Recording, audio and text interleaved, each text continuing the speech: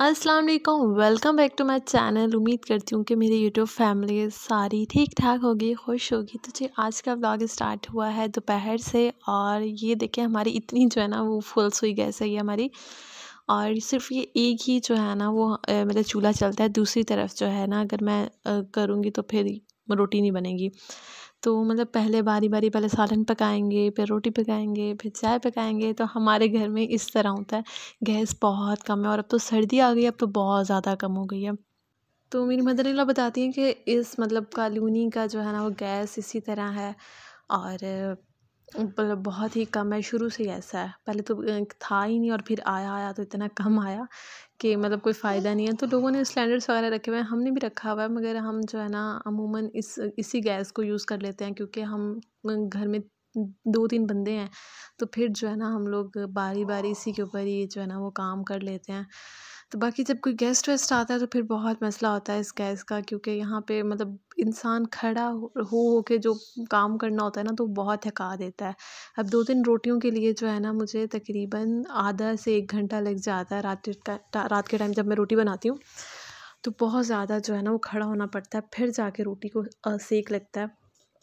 तो आप लोग बताएँ, आप लोगों के एरियाज़ में या आप लोगों के शहरों में गैस का क्या सीन है? सर्दियाँ आ गई हैं तो गैस क्या कम हो गई है? अब तो हो गई है, मगर पहले ये यहाँ पे तो शुरू से ही ऐसा मतलब मसला है ना, यहाँ पे तो अब का मसला ही नहीं है। यहाँ तो मुझे तकरीबन 2 ढाई साल हो गए हैं, यही मतलब इन यहाँ का सीन है। बाकी मेरी अम्मी वालों की तरफ इतना फुल गैस है कि वहाँ पे जो है ना वो मतलब फिर काम करना बिल्कुल मुश्किल नहीं लगता कि मतलब 10 मिनट में 10 रोटियाँ वहाँ पे बन जाती हैं और यहाँ पे 10 मिनट में सिर्फ तवा गर्म होता है। तो बस जी आजकल यही रोना-धोना है, गैस बहुत कम है। तो आजकल जो है ना मिलाल के नगेट्स वग़ैरह ख़त्म हो गए हैं, तो उसके बाद जो है ना मैंने बनाए नहीं दोबारा नगेट्स। तो अब इरादा तो है कि इसके लिए नगेट्स बना के देखूँ, क्योंकि बहुत शौक से खाती है नगेट्स। और आजकल जो है ना मैं इसको एज़ अ स्नैक में इस टाइम जो है ना फिर वो चिकन दे देती हूँ। चिकन का लेग पीस ये वाला है ना ये, और जो एक और गोल्डन पीस बोटियाँ होती हैं वो वाली निकाल के इसको जो सॉफ्ट वाली होती है ना वो दे देती हूँ और फिर जो है ना ये आराम से खा लेती है।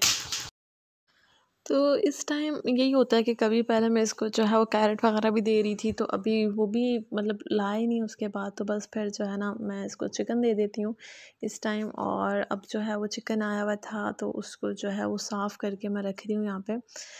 तो अच्छा मुझे जो है ना वो चिकन साफ़ या गोश्त, अक्सर लड़कियाँ होती हैं ना कहती हैं हाय, तो मुझे ऐसा कोई ऐसा प्रॉब्लम नहीं है। और फ़िश तो मैं इतने शौक़ से साफ़ करती हूँ और फिर उसको मसाला लगाती हूँ, वरना कुछ लोगों को तो फ़िश से जो है ना वो घर आ जाती है, तो उनको इतनी मतलब ज़्यादा उसकी स्मेल चढ़ती है। और मुझे तो मतलब फ़िश की जो स्मेल भी है ना वो भी अच्छी लगती है। मुझे तो इतनी फ़िश पसंद है कि मतलब मैं कहती हूँ कि अगर मेरे बस में हो तो मैं सिर्फ़ फ़िश खाऊँ, मतलब 24 आवर मैं फ़िश खाऊँ। मैं मतलब बहुत बड़ी फ़िश लवर हूँ और स्पेशली फ्राइड फ़िश जो है ना वो मुझे बड़ी पसंद है।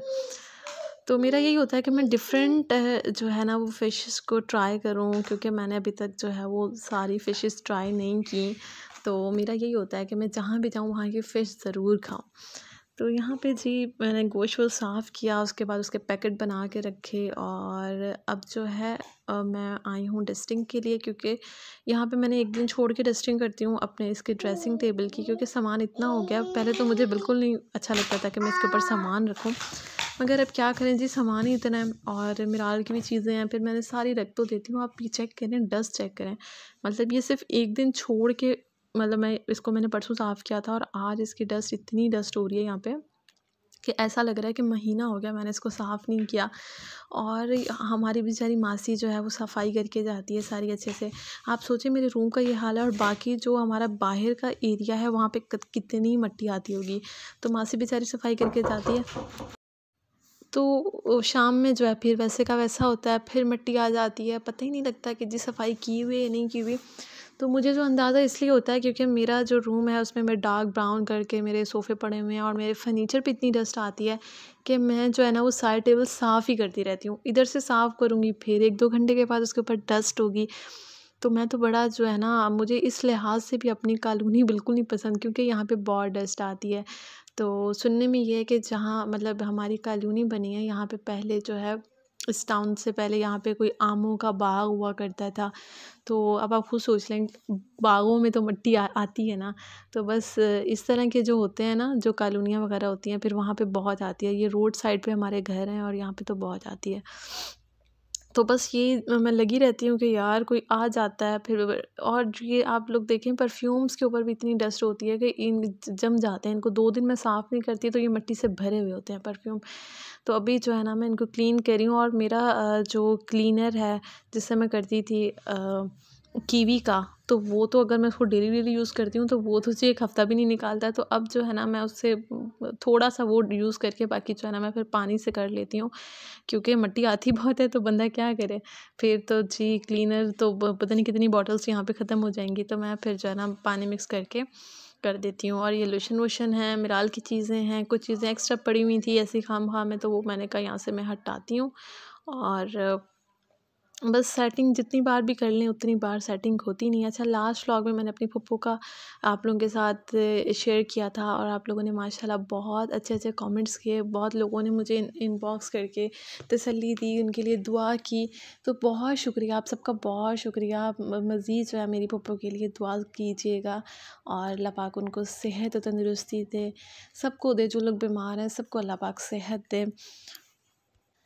अच्छा, बाकी जो नए आने वाले मेरे सब्सक्राइबर्स वगैरह हैं, वो फिर ये सवाल करते हैं खिचड़ी की रेसिपी दे दें, दलिए की रेसिपी दे दें, बच्चों को क्या खिलाएं। तो मेरे व्लॉग्स ऑलरेडी मैं आप सर्च करेंगे मेरे चैनल पे जाके तो आपको हर चीज़ मिल जाएगी। व्लॉग्स के अंदर जो है वो मैंने मतलब अलग से भी हैं, और वैसे तो हर रेसिपी मतलब हर व्लॉग के अंदर मैंने जो है ना कुछ डिफरेंट चीज़ें डिफरेंट रेसिपीज़ ज़रूर शेयर की हुई होती हैं। तो अगर आप थोड़ी सी मेहनत करेंगे, क्योंकि मेरे लिए पॉसिबल नहीं होता कि मैं इंस्टाग्राम के ऊपर सबको मतलब लिख के दूँ या वॉइस भेजूँ।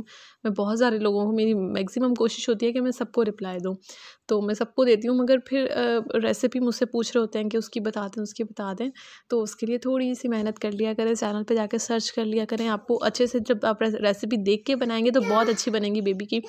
तो जी यहाँ पे मैंने बिल्कुल मेरा जो है ना डेली हमारे घर पे बनता ही चिकन है। वेजिटेबल्स वगैरह नहीं खाते मेरे इन-लॉज़, तो वो शोरबा चिकन खा खा के ना, तो अब मुझे जो है ना वो पता नहीं क्या हो गया, मतलब मेरा दिल नहीं करता खाने का। तो मैं कहती हूँ कुछ डिफरेंट हो। तो फिर मैंने कहा यार मिराल के लिए मैं खिचड़ी बनाती हूँ, अब इसका दलिया ख़त्म हो गया तो उसको मैं खिचड़ी दे रही हूँ रात में ना। तो मैंने कहा चलो मैं मिराल के लिए जो बनानी है मैं अपने लिए भी बना लेती हूँ। तो फिर मैंने कहा सबके लिए बना लेती हूँ। तो चिकन डाल के मैंने खिचड़ी बनाई और इतनी मज़े की ब्राउन प्याज वाली, और इसकी रेसिपी भी मेरे चैनल पे है, ये भी आप देख सकते हैं। उसके साथ जो है ना मैंने सैलड बनाया। और अब जो है तकरीबन मगरिब के बाद मैंने कहा चलो अभी ज़्यादा रात भी नहीं हुई तो प्याज खा लेती हूँ ना। मतलब खा के सोना नहीं चाहिए, वैसे आप खा के चलते फिरते रहो तो हज़म हो जाता है, आयरन होता है इस वजह से। तो अभी मैं बेडशीट चेंज करने लगी हूँ। तो आज का व्लॉग इतना सा है, उम्मीद करती हूँ आप लोगों को पसंद आएगा। दुआ में याद रखिएगा। अल्लाह हाफ़िज़।